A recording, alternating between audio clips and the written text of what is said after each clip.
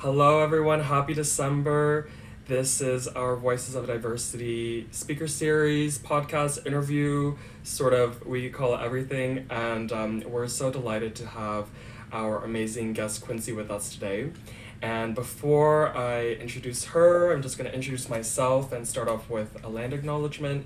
So, my name is Mike Fan, and I am the PGSS Equity and Diversity Commissioner at McGill University, representing equity, diversity, and inclusion for the McGill community, specifically for graduate students. I'm also a Master's of Opera and Voice student at the Sherlock School of Music at McGill University in Montreal, Quebec. And I'm going to start off with our land acknowledgements. So we would like to begin by acknowledging that McGill University is located on unceded Indigenous lands. The Kanien'kehá:ka Nation is recognized as the custodians of the lands and waters on which we gather today. Tiohtià:ke, commonly known as Montreal, is historically known as a gathering place for many First Nations. Today is home to a diverse population of Indigenous and other peoples. We respect the continued connections with the past, present, and future in our ongoing relationships with Indigenous and other peoples within the Montreal community. Nous aimerions commencer par reconnaître que l'Université McGill est située en territoire autochtone, lequel n'a jamais été cédé. Nous reconnaissons la nation Kanien'kehá:ka comme gardien des terres et des eaux sur lesquelles... I lost my place, désolé. Nous reconnaissons la nation Kanien'kehá:ka comme gardien des terres et des eaux sur lesquelles nous nous réunissons aujourd'hui. Tiohtià:ke au Montréal est historiquement connu comme un lieu de rassemblement pour de nombreuses Premières Nations et aujourd'hui une population autochtone diversifiée ainsi que d'autres peuples y résident. C'est dans le respect des liens avec le passé, le présent et l'avenir que nous reconnaissons les relations contenues entre le peuple autochtone et autres personnes de la communauté montréalaise. Wonderful. So, always good to start off with an acknowledgement of the lands we're so privileged to live on in North America. And so, I'm going to start off with a little clip, and then we'll actually get to meet Quincee. So, this is from Quincee's Over30 Urban Podcast. And welcome, Jess, who's just joining us. I'm going to just share my screen. And I'll also mention as well, too, so this is a space that I'm sure all of us are very zoomed out, those of us who are at McGill with all of the classes and whatnot we have going on. So I totally want it to be okay if you don't want to share your video, if you want to use an alias as your name, that's totally okay. Do whatever you need to do that makes you feel comfortable and safe in this space.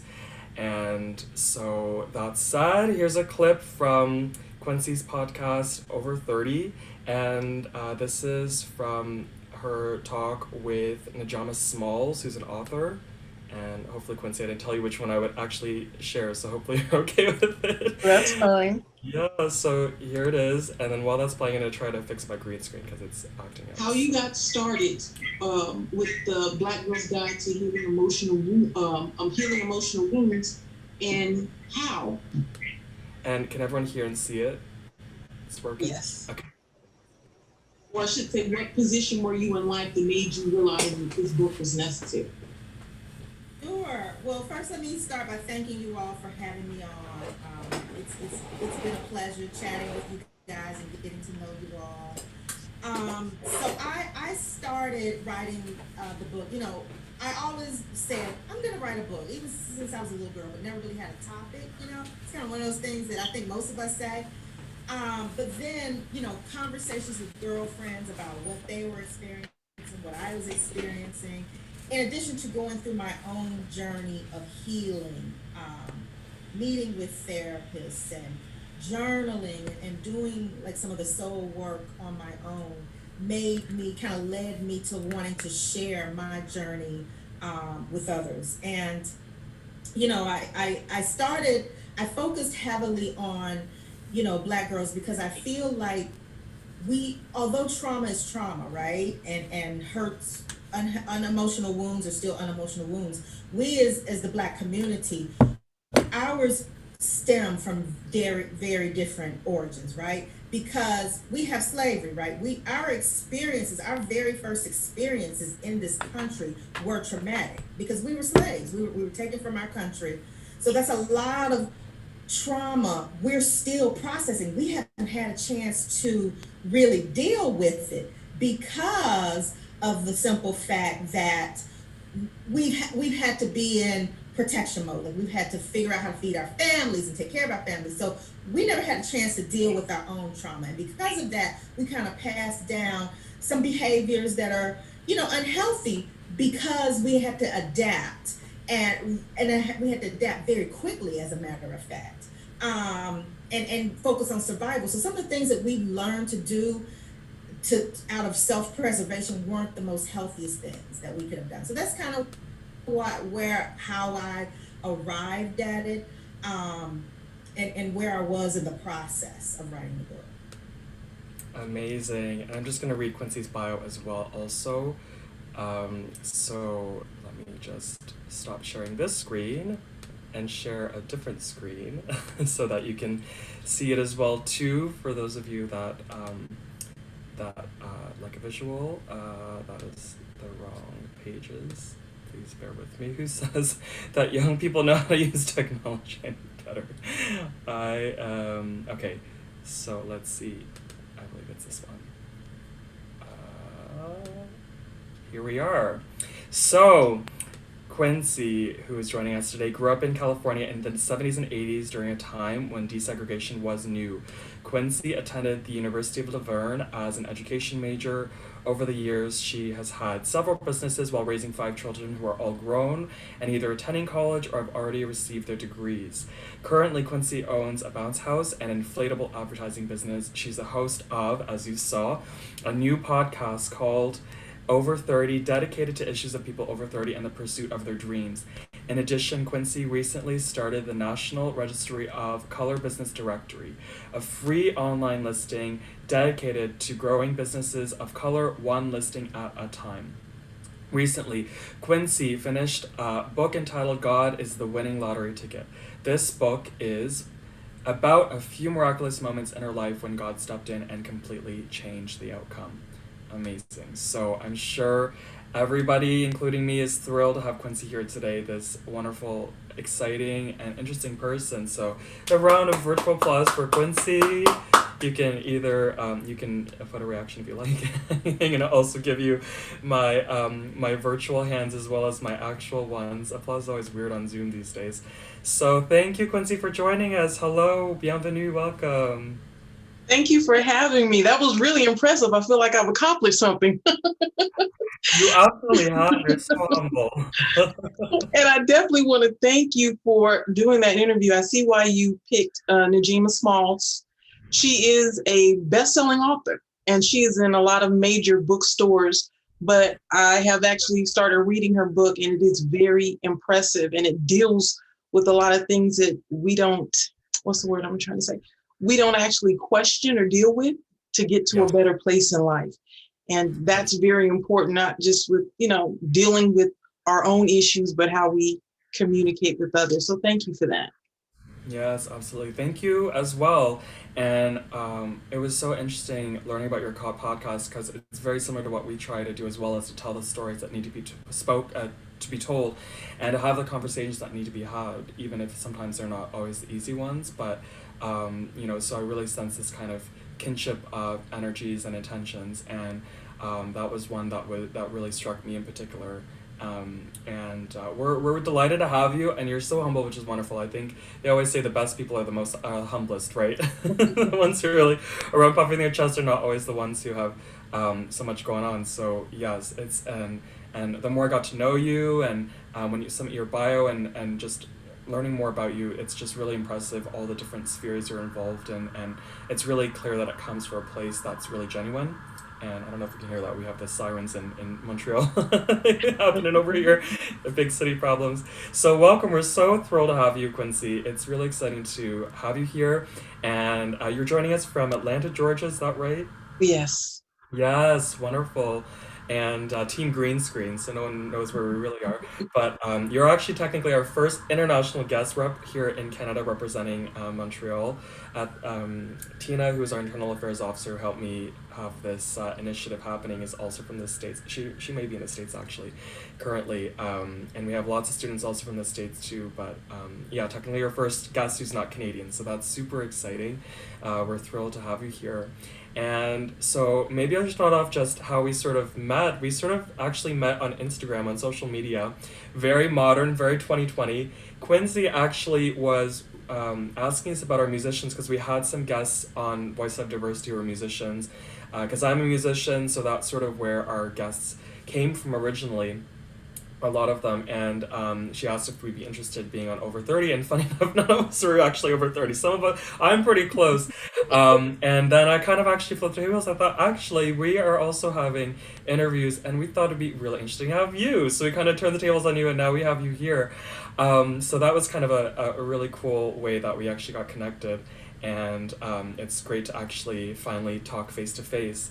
So, but I would love to know more about Over 30, your podcast, sort of how it got started, why you wanted to get started. I think we sort of talked a little bit about sort of the reasons why I think both of us started our initiatives. But how did Over 30 start, and how did this all come about?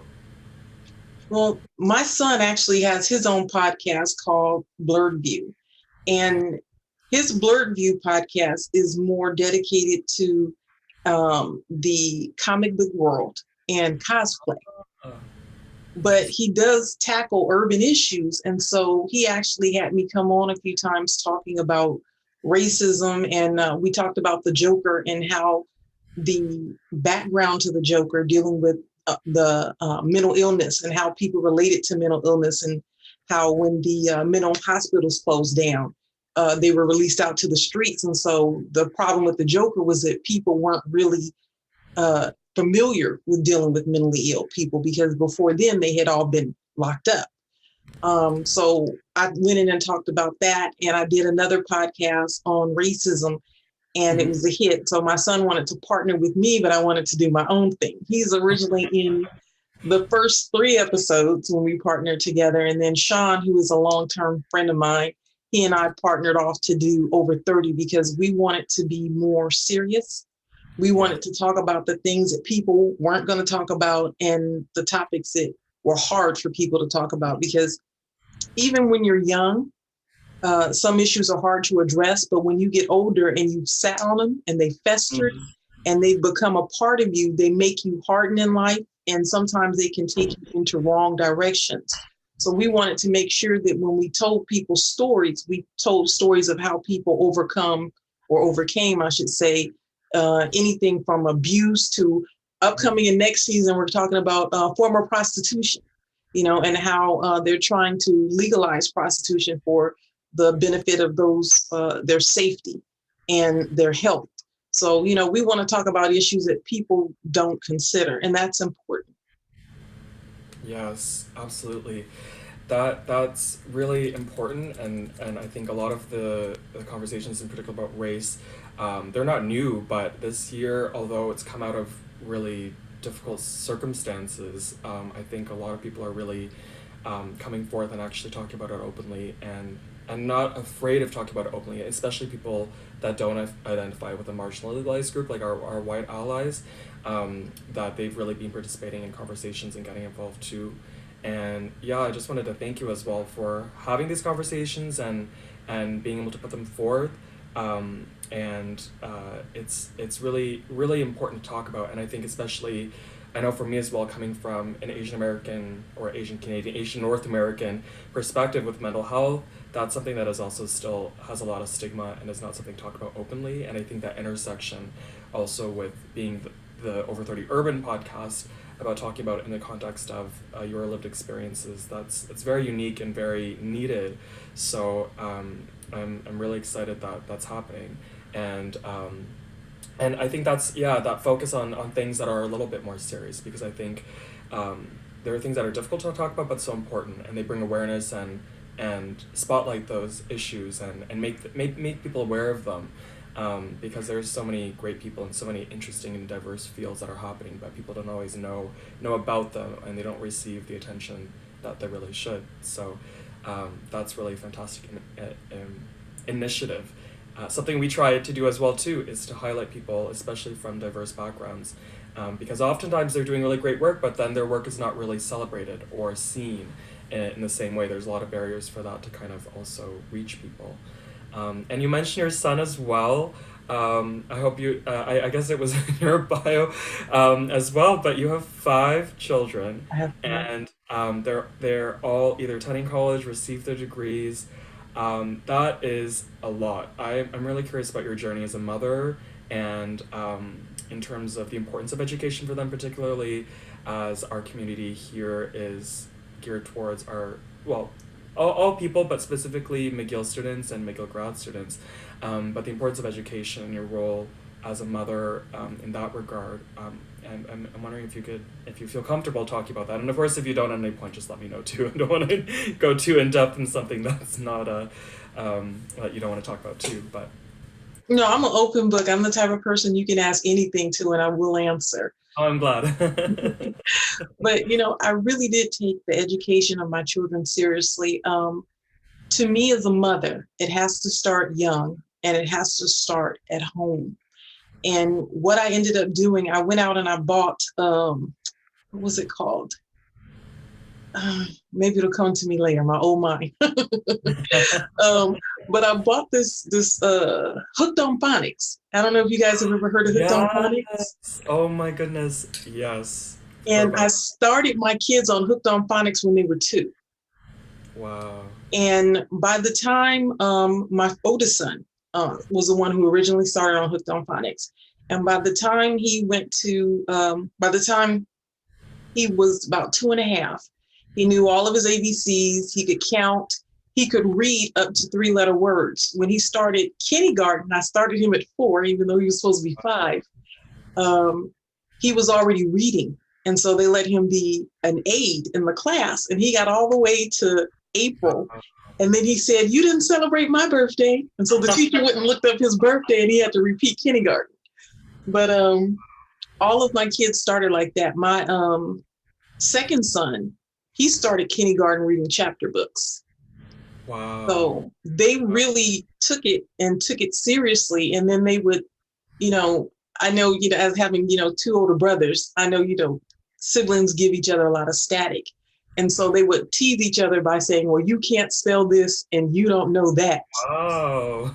So, and they still have that, type of competition today.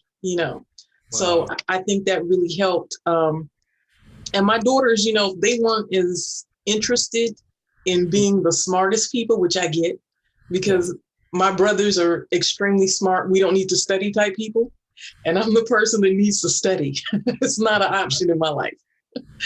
But Right. they were still committed. One of my daughters is waiting because she's trying to do her, I forget what it's called. She's trying to be a teacher, but she needs to actually get her hands-on done before she can actually continue. And then I have another daughter. She's changed majors 3 times. So instead of graduating this year, she's going to be doing another 2 years. But I want her to do something that, she loves. That's very important. That's beautiful. That's beautiful. First of all, I love that healthy peer pressure, that peer pressure where they're egging each other on to succeed and not like in a way that, they're bullying each other or putting each other down. I think that's exciting. It sounds like a really exciting household growing up, and full of learning, full of connection, full of just growth. I love what you said too because part of my journey, I actually studied pre-med. I was going to be a doctor, and then I decided to complete the degree, but I interviewed for med school, but I ended up discovering this road as an opera singer, and now I'm on this crazy road. And yeah, it was quite an adjustment, and eventually my parents realized that they really wanted me to be happy, but it was kind of a journey getting there. So I'm glad to hear that with their daughter. I'm sure she'll find her way, because it sounds like all your kids have very good genes and a very good presence of you as a mother in their life. So I'm sure they'll find their way, but definitely can be a little bit disconcerting, both for the child and for the parents when that's all happening. But that's wonderful. That's amazing.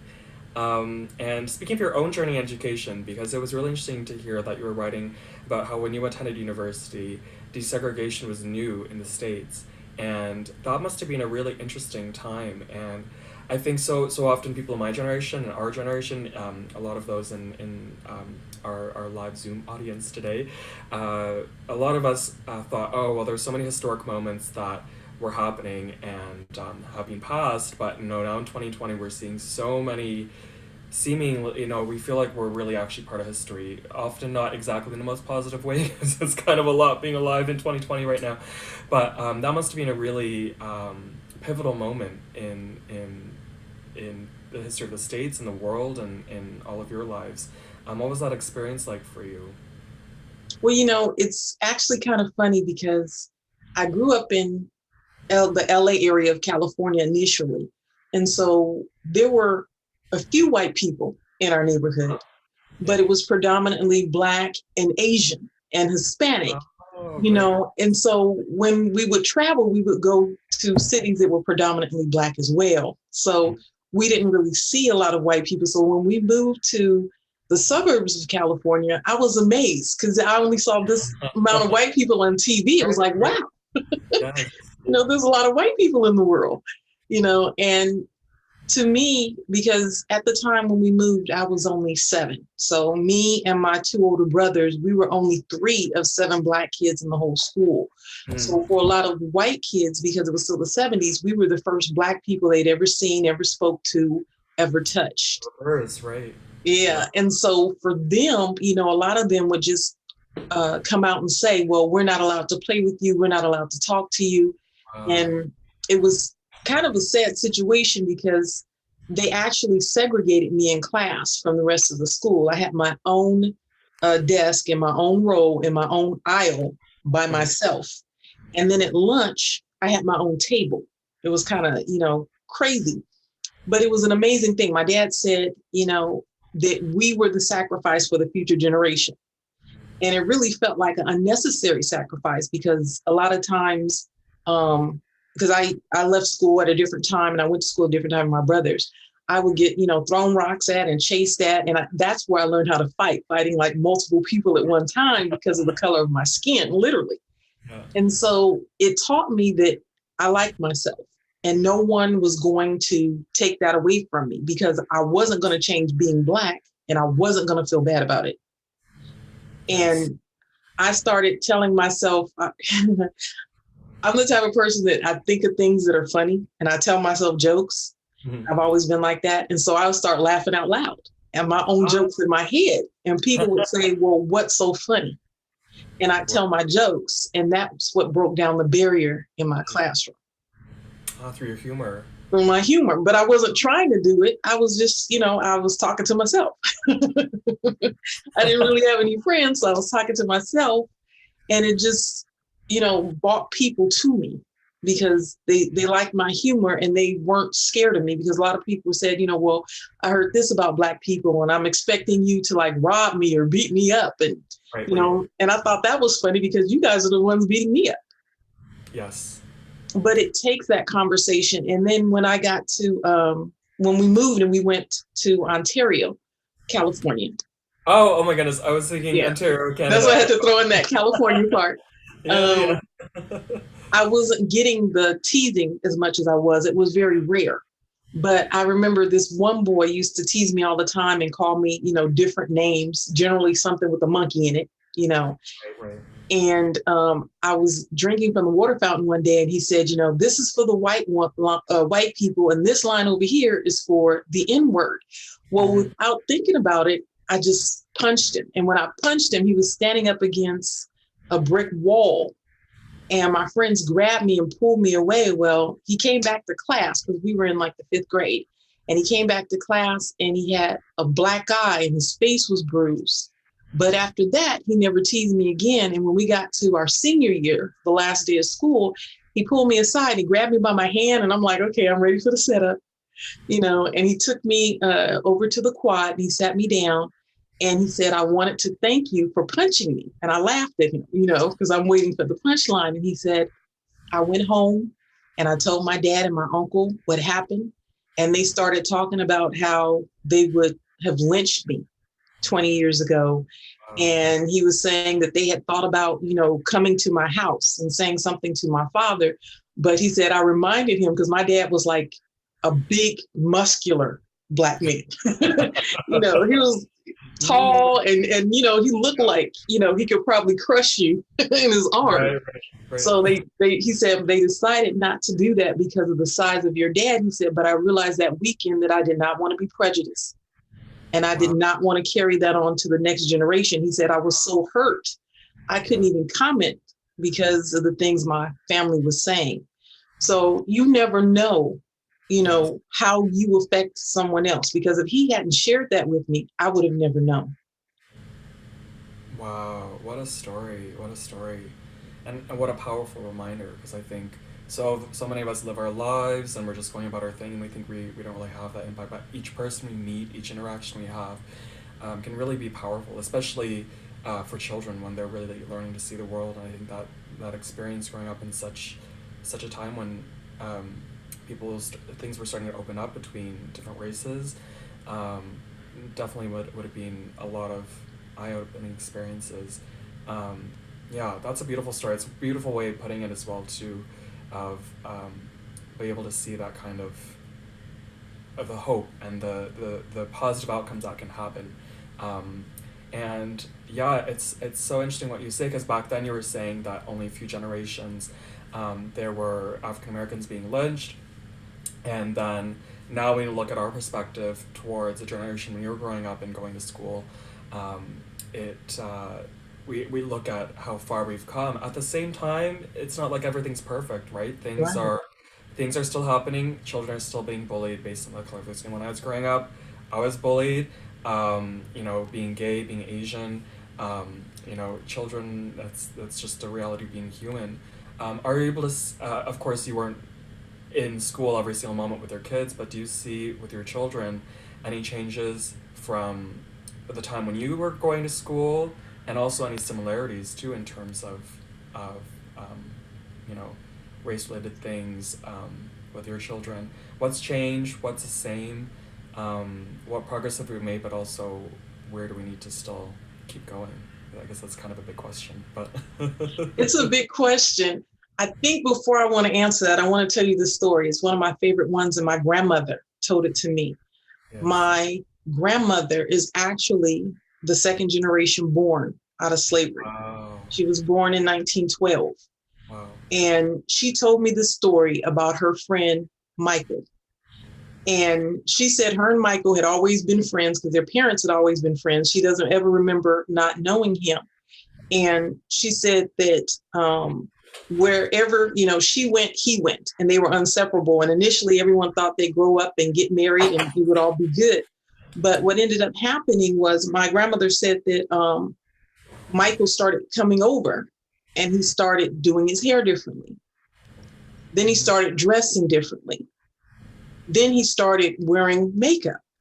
Mm-hmm. And she said her parents never treated him with anything but love and respect. They never told him he wasn't welcome, he couldn't come over, you shouldn't look like that, this isn't what you should be doing. And she said everyone gave him a lot of flack for being who he was.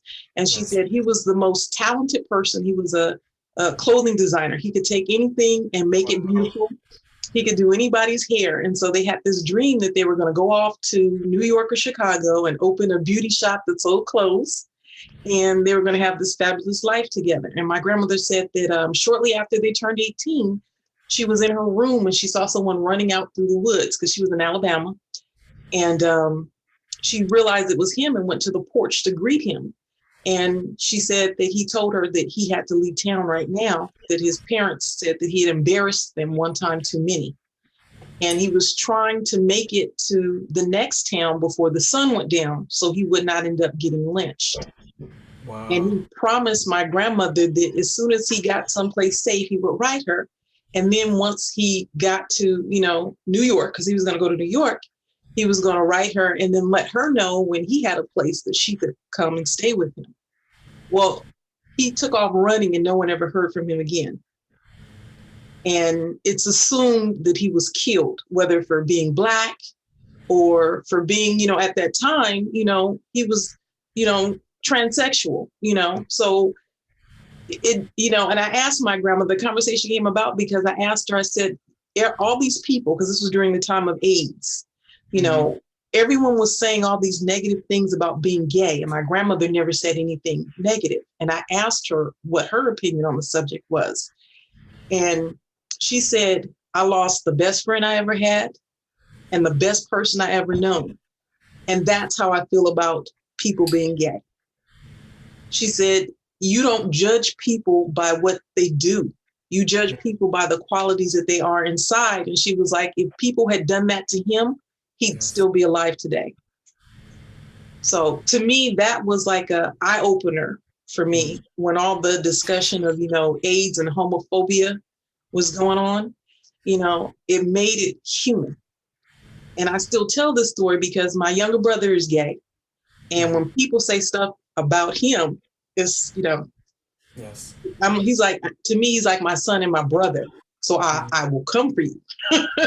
Yeah. The whole other side takes over. I will come for you, Yeah. And to know that my grandmother had so much love for someone who was, killed and was disowned for it, it hurts me that it hurt her, And when she told me the story, it was about, I think she was about 90, and she still had tears in her eyes. Yes. So I tell the story because I want people to understand what compassion really means, and to know that her parents, who were the first generation born free, overlooked everything at a time where people were trying to get ahead and have status and try and be what society would consider normal. To say you're fine here made me love people I didn't even know. Wow, Quincee, thank you for sharing. That is such a powerful story. It's something that I think a lot of people need to hear stories like that and to open their minds and their hearts. And I think that's why these kind of conversations are so important for people to hear and to be part of, because it really makes us realize we're all human inside. Doesn't matter who we love, how we dress, the skin color, on whatever seeming difference there is in front of us. We're all worthy of that love. We're all worthy of that respect and that compassion. And it really is such a shame, when we look at our world today. There's still so much where we're far from that. But when we also look at the past, how much we've held people back and hurt them, just over what really are really trivial differences. I mean, they're important to celebrate our heritage and who we are as individuals, but to hurt each other and to shame each other and to hold each other apart because of that, it's it's a really powerful reminder. It makes me feel also very grateful as as a Geishan living today, that the rights, the privileges that I get to have and to live a life openly and freely, in this country in this time, really comes from a legacy of people that have suffered and had to go through things like that. Things like that in order for other people to recognize how important it is to give everyone their rights and their opportunities. So, that was a very emotional story for me to hear, but in a good way, because it's very moving, and it's really beautiful that you're able to be so open and to share that with us. Yeah, and I want to share it because all these years later, I don't want his death to be in vain, even though he doesn't know his story is going to be shared, and to think, at that time, between the 20s and the 30s, being gay had to be extremely hard, extremely. Yes, absolutely. Yes, absolutely. And and that's a thing. People are asking, why did this have to happen? Why, for example, George Floyd, Breonna Taylor, all of the people, whether it's in regards to race, sexuality, religion, or why did these people, have to go, and why did it have to happen that way? And as terrible as it is, I think, if if if those who are left are still talking about it and learning from it, that's something that will, as you said, won't make their death in vain, because it means that, people are growing their consciousness of their compassion, and that's all we can really hope for, is that we're learning. As they say, those who don't learn their history are doomed to repeat it. So, Exactly. let's learn from it. Let's listen to it and learn from it so we can grow to be wiser, more compassionate. And in a lot of ways we are. In a lot of ways we're looking at the world and also seeing where it has to go. But um, yeah, what a powerful story. And really what a powerful legacy you've come from as well too, hearing about those in your family, those in your circle, um, who you grew up with. I think that definitely made a positive impact and a powerful impact on who you are today in terms of your strength, your intelligence, your compassion. It's very clear that in the way you conduct and live your life today, that you carry those stories and those experiences with you. Um, as challenging as they may have been, I think of myself as well too. There's been challenges in my life, in my family, my ancestors' lives, but they make us who we are. And you clearly wear that so boldly and so bravely and so powerfully. It's just evident, in the aura around you. So amazing, absolutely amazing. So so you studied education at Laverne. And were you thinking of becoming, I'm wondering if you're thinking of becoming an educator, because then since then you've also been an entrepreneur and walked many different paths. And so I'm curious to know, when you were first setting out, embarking the world to give, Quincee in the world, um, you know, how you thought you would sort of start out, and kind of this journey that led to where you are now, sort of how that kind of progressed. Must have been a really interesting journey as well. Well, it's funny because my goal was to have a yellow leather catsuit and a yellow Porsche to match it. I wasn't really dreaming Wow. big. I didn't know how I was going to do it, and I thought I would work in a high-rise building. Yeah. But I was always good with kids, you Uh-huh. know. And so everyone kept telling me, that's what you should do, that's what you should do, that's what you should do. And that's why I went into the education field. It's funny though, because when I was at the University of Laverne, there was only 6 of us. There was only 6 Black people. And I think there Wow. was only 4 Hispanics. Um, Yes. but we were so few, we didn't have our own student union, but they did launch that year the first, there was no LGBTQ back then. No, not for a while. Yeah. But they did, launch the first lesbian and gay alliance union at the school. Wow. So I think it's amazing that you guys have come this far, because even at that point, uh, going to the university, people used to tell me and my girlfriend, because her and I went to high school together, and she was at Laverne too, that we must have been athletes, and we weren't athletes, we were smart, but people didn't, know or understand that. And it's actually kind of funny. I started going into business because my son, one of my sons, was born with seizure and cerebral palsy. And this was before what we call FLMA, which is the Family Medical Leave Act. And so Mhm. because I was missing days because he had to be rushed to the hospital, I was getting fired. Wow. So I started my own cleaning business to try and work around that schedule.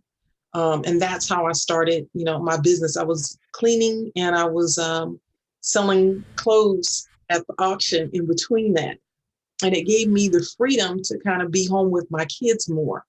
But as my son kind of got worse and the medical expenses got higher, I had to stop and get a job because I needed better medical care than I could afford, because there's always that catch-22.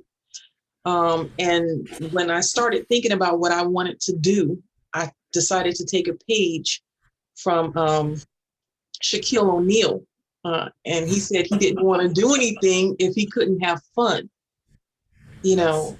And so my house was always a house where kids would come over and I would have spare of the moment slumber parties and, try and invent these games. Even with my kids, I was always trying to invent games and ways to entertain them.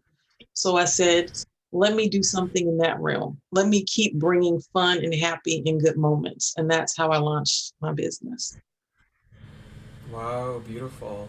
And this is the inflatable business, the bounce Yes. houses. Mm-hmm. Wow, beautiful. And it ties into your love of children and your love of young people. So that's really beautiful how it all came full circle. That's incredible. And something that you started is also the National Registry of Color Business Directory as well too. That's a really beautiful initiative. And so, why was it important for you to start that, and sort of what was the moment that led you to creating that, or wanting to see that happen?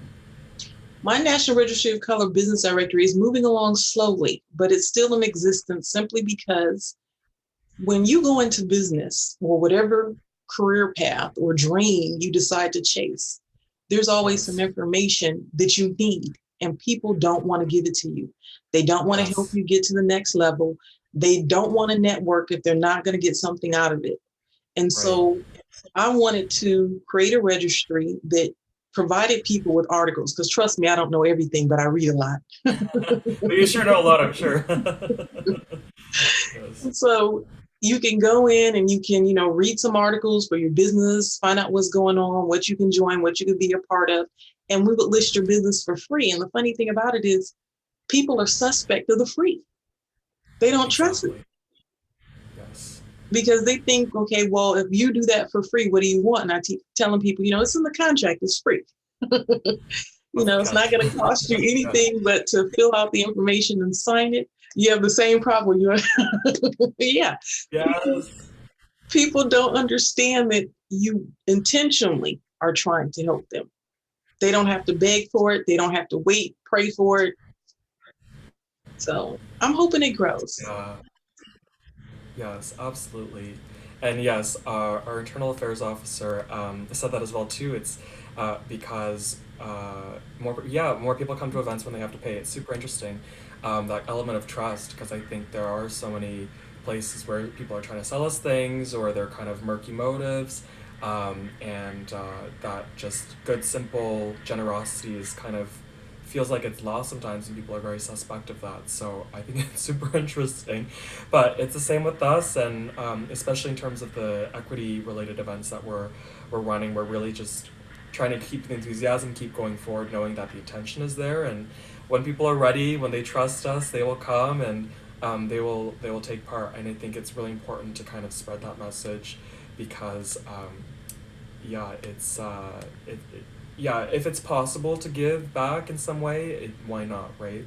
And yeah, and but it does take trust from people. So at the same time, it's important for people to be careful, because there is a lot of nonsense going on in the world that people need to watch out for. Um, and I want to mention as well too, if I may, that Quincee has so generously donated her honorarium for this event today to charity, and the charity we went with was Resilience Montreal, right here locally where McGill University is, and they also have a Native woman shelter as well too. Excellent. And yes, and when you were talking about that, I that you were willing to donate your honorarium to PGSS, to the Graduate Student Society. I thought that was generous, but I also thought, well, how can we make that contribution bigger? And so we looked at some Montreal charities as well too, and in particular, you were speaking of giving back. You were specifically interested in the homeless, women's shelters. Is there a reason why that you feel it's important to give back, and why those causes mean something to you as well? I think giving back is the most important thing that you can do. If you prosper in any way, it's important to help people, to go that extra mile, even when you don't want to, even when you feel, worn out about it. I personally, my story is very diverse and interesting. Um, I spent some time being homeless. I spent 2 weeks living in a park, and I was working, but I was working homeless. When I first came to Atlanta, I ended up going through a divorce. I took my kids to my mom for the summer in another state, and I got back and I realized I wasn't going to be able to live anywhere till my next paycheck because I didn't know anybody. So Yes. I lived in a park, Woodrow Park. It doesn't look as good as it looks today, but I spent Right. 2 weeks there, and it's actually okay. So I got to tell the story. It's actually the reason why I wrote "God is the winning lottery ticket," because Yes. Tell us about. Yes. the first day that I came back, and I was so busy working that day, I came straight from Ohio, and I went to work, and I came, it was so busy that day, I didn't even realize that I was homeless. I didn't even think about it. What are you going to do? You know, what's going to happen? And I started to take the train home. And then I got to 5 Points and I thought, where am I going? I have no place to go. And I got off at 5 Points and I walked up to the street and there was a police officer there. And I said, well, where do homeless people go? And he's like, well, if it's, you know, not dark yet, they go to the shelter, but after dark, it's closed. You know, I said, well, where do they go after dark? He said, they go to the park and they sleep, you know? And so I stood on that corner forever trying to figure out where I was going to go because I had money. But if I spent money tonight, I wouldn't have, you know, shelter. What if it rained, you know, before I could get a paycheck? And so I was standing on the corner and this homeless man came up to me and he was mumbling something. And I turned around, I looked at him, I was kind of annoyed, you know, because in my mind, I'm thinking, I'm not you, don't talk to me, you know, but he kept talking. And so I turned around and I was like, what? And he was like, God is the winning lottery ticket.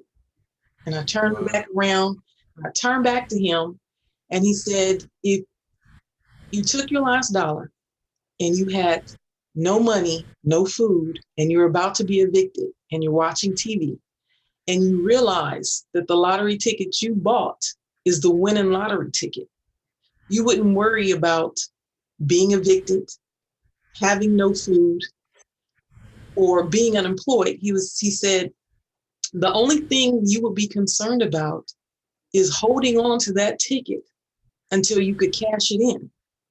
He said, and that's God. God is the winning lottery ticket. And that changed my life. It kept me in faith and hope. And it was totally funny because this girl I didn't know, had never met, that just started working with me 2 days earlier, said, I need a roommate. And you were really good with my child when I brought her up here. Do you want to come live with me? Everything just opened up. I started winning all these things and getting all this money, and I was able to refurnish my apartment. Excuse me, not my apartment, my house. I ended up renting a house, and I think I only spent $500 for the couch. Everything else was either given to me in a gift certificate or in unexpected bonuses. And that's how I've always lived my life, waiting for my opportunity to cash in on my blessing that I'm expecting. Beautiful. That's incredible. And the way that the title came about through that experience, it's just incredible. And I mean, whether people are, you know, have a faith or not, or whatever faith it is, I think it's just that powerful moment of just trust in something bigger than yourself, that it's not just about you, not just about your life, and that we're connected to each other, we're connected to something bigger. And I think this pandemic as well too is reminding us of this connection, how important our connection with each other is, and that trust, that it will be okay, even in those difficult circumstances. And thank you for sharing that experience. It's very, very honest and very open of you to talk about it. But I think it's important for people to hear that and to see that from that circumstance to where you are now, that anything is really possible, and that you've really been able to really succeed and not lose sight of your ability, your potential, and that's why I kind of suspected that when you kind of made that offer, that it came from a place of that great compassion, understanding, because I think it's easy for us to judge people in that situation. I mean, I live in downtown Montreal, I think, as many students in McGill, at McGill often do, and we see a lot of homeless people. It's easy to judge where they came from, why they're there, but as you said, it's not something that people usually seek out to become. Sometimes it happens and you realize, wow, I'm homeless, and there are lots of forces out of our control. I was reading an article in London, England, that there were a lot of people that were running businesses, restaurants, and they just couldn't maintain the keep, and they ended up on the streets during the pandemic. And you know, it's really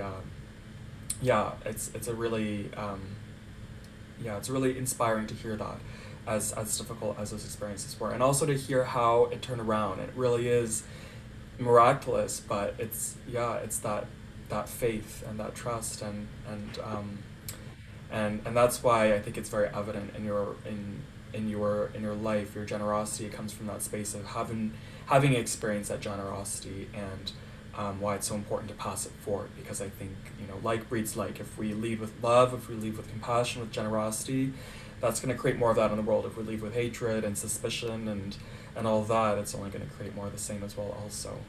um, and and yeah, so you wrote a book recently, and you mentioned it. God is the winning lottery ticket is a title, and how there were moments that you felt God stepped in, changed the outcome, and so for you, that was of course an incredible moment. Are there any other moments that were really meaningful, or kind of those light bulb moments in your life that were really powerful? I think one of the biggest light bulb moments in my life, it's kind of funny because people said, during the pandemic, I'm actually longing for, touch and communication and, things like that. And to me, the pandemic actually gave me an opportunity to reevaluate some of the relationships that I had in my life, which under the stress of the pandemic became way more intense than it normally was. So if someone was like, I love you, but you get on my nerve, it became, I love you, but I can't do this, you know? Yes. And I started to really realize for my own sanity, I had to get people out of my life because there were certain things and certain types of behavior I didn't need in my life. And there Yes. were some things that I realized I didn't apologize for, and I wasn't grateful enough for. So I think the pandemic, to me, as bad as it has been a huge lesson in who I am and where I want to be, Mm. 2021 and going forward. Plus, I'm old. when, Age when is just you a number. when you get in your 40s, I tell people this, and my kids are like, "What's wrong with you?" You know, uh, Midlife crisis looks different. It's not just, oh, I'm going to go out and buy a car or have an affair, but you really start to think about where you went wrong in life, what you want your future to be like, and all the things in life you didn't get to do. So, Yes. you know, that's why on Over 30 podcast, we encourage people to come in and display their talent, because once you get past 30, people want to tell you to give up your dream. They Yes. want to give up your Get the hopes, real your job. Get a dreams, day job. get a Yeah. job, stop thinking you're going to do this and do that. And it's not over. This is when, because if you give up at 30, you're going to be angry at 40, Yes. you know, I tell people, try everything. Everything you said you were going to do, try it. Think of it as, what do you want your obituary to say? You Oh, know, yes. Yes. and have all these wonderfully great accomplishments, because even if you don't become rich, even if you don't become famous, you did it. Absolutely. And especially during these times, when things really are how real, how we really can't take each moment for granted. Absolutely. You know, what are you going to do today that you really wanted to do? Why put it off? Exactly. Live that dream. Beautiful. And to tie it together, we've almost already reached an hour, which is absolutely incredible. We're going to turn over the floor soon to some questions, and I'll stop the recording so we can have that privacy, so everyone can ask their questions and reveal themselves if they so choose. But speaking of over 30, I have a little clip to kind of transition us over, and this is from an entanglement letter from your show. I wonder if you could talk a little bit about what those are, and those are really interesting, really fun, but also really eye-opening too, about what are the entanglement letters in your podcast. Well, thank you, Gina. First, I appreciate that. But our entanglement letters are because Sean and I are people that other people always come to and ask advice for, Yes. especially romance, which is kind of crazy because, I don't even date anymore. Ah. So, but we get these letters from people who want to solve problems in their life. And I think with anything, people don't always see the underlying problem. I think they generally look for the obvious issue in their life. So it gives us an opportunity to kind of say, yeah, that happened to me in my life. And, this is the outcome, or this is what I realized I overlooked. Absolutely. Fantastic. So here's one that I'll play. Sorry about that, everybody. Okay. Hi, I am a widowed man over 50 and a man of God. I attend church and... Oh, that's just my internet, I think. Please. Oh no!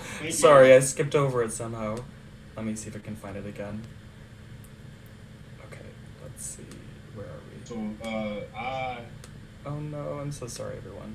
Okay, that was Sean, That's so my co-host. Yes, he's all lit up in this episode.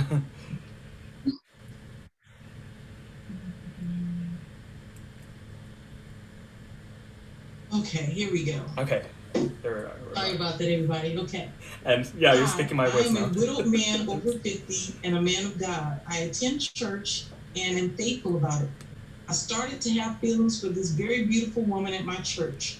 I missed her during coronavirus, and Sunday she came to church. I was so excited to see her, I just grinned when I talked to her. I'm a simple guy with a high school diploma, and I get by. Someone says she has a PhD.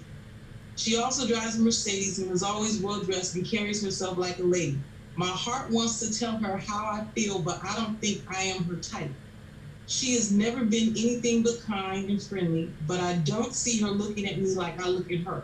I don't know where she lives, so I was thinking about bringing a bunch of long stem roses to church and ask her out for dinner or a picnic before it gets too late. But I am worried she might say no in front of everybody, which would embarrass me and give church folks something to talk about. What do you think, Sean? Should I embarrass myself? you only live once. I made it a point a few years back to start my bucket list early. I didn't want to wait until I got too old or anything like that. So I am a firm believer at saying what you want to say, letting your heart bleed out, just getting it off your chest. I mean, so that way you have no regrets or anything like that. So I say go ahead, man. You only live once. I mean, it's just a little embarrassment. I mean, people are embarrassed every day. You'll live through it. If it's sincere enough, you'll get some of those, oh, it's so sweet. So, you know what I'm saying, might not be as embarrassing. I would just be as sincere as possible and give it a shot, man. You know what I'm saying? And he shouldn't assume me just because she has multiple degrees and has a nice car that she would look down on him like he's not on her level. She might be looking for a good man. You know, it's harder to find a man with money. I'd rather have a man, especially at my age, I'd rather have a man that can treat me good and can take care of me when I'm having my episodes. I don't care if he don't have no lot of money. You know what I'm saying? I can rock that out. But I need, we all need some type of companionship. Yes, beautiful.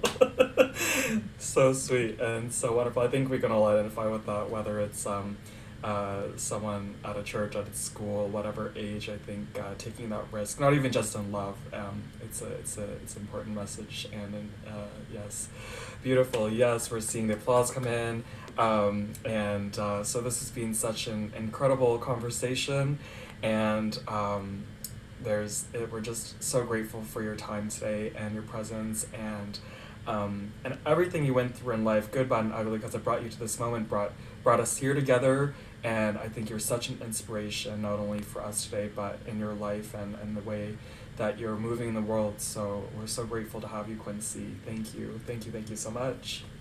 Thank you for having me. And I am really honored to be here. You were my first too.